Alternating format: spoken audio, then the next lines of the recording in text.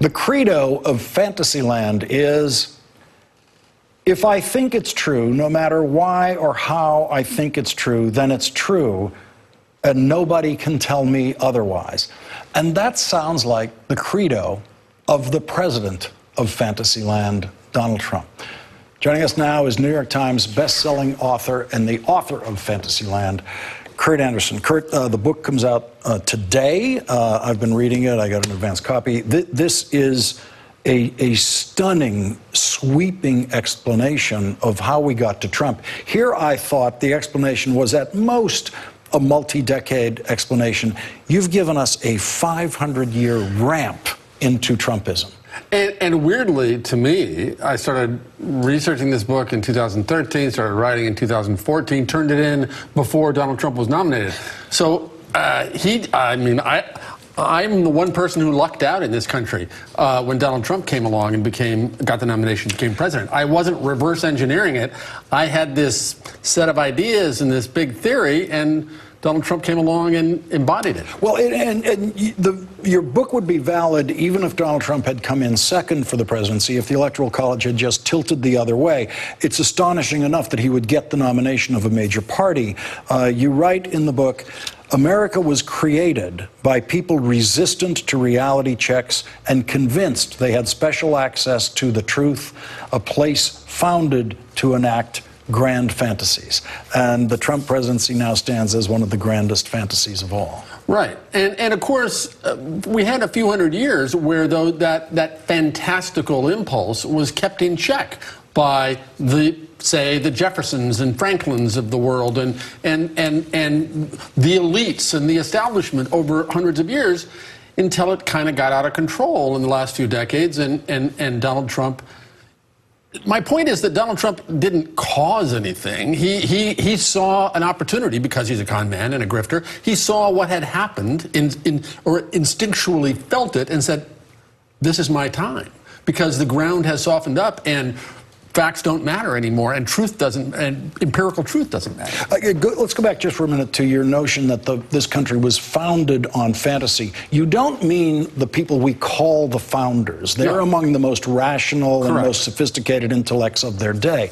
You're talking about these adventurers who came here literally believing that by getting off the boat in Virginia, they would immediately find gold just by looking at their feet. And most people, if that happened, they'd spend 6 months looking around, a year, maybe 2, give up. They kept coming, they kept dying, they kept coming. 20 years later, finally, they decided, well, guess there's no gold here. And these were people, yes, these adventurers, these people who gave up life as they knew it, their families, civilized the world, and came to this empty place because they thought they could find gold. Those were the people in the South, as opposed to the Christian theocrats up in the North. Yeah. And the people who came in the North, as the so-called pilgrims, were Puritans, and what they were seeking was what they called religious freedom, which ultimately meant freedom of thought, and ultimately enshrined in the First Amendment, freedom of speech. And that ultimately, in your telling, becomes a freedom to think and believe anything. Correct. At first it meant, after they were forced by the English Parliament to tolerate people other than themselves and not hang Catholics who happened along, then we developed this freedom of religion, where basically, as long as you believed in some version of probably a Christian God, it was okay. Then we got to the Constitution, and we got to our founders, and along with it was the other side of the Enlightenment. The Enlightenment was what we think of as the thing that allowed reason and skepticism of faith and of truths that people declare to be challenged. Well, it also allowed anything and everything to be believed, which it should be, which it must be legally, but we're not talking about legal freedom of thought. We're talking about freedom to believe any crazy thing you wish, just because literally you feel it.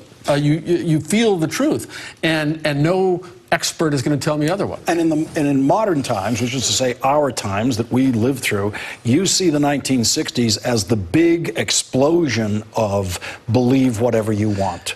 On the left, on the right, everywhere. And again, this isn't, as you know, just about politics. But what happened in the 60s, when in the counterculture, you were supposed to find your own truth and make your own reality and do your own thing, that led to a kind of, ultimately, I think, was part of what led to alternative facts and Donald Trumpism.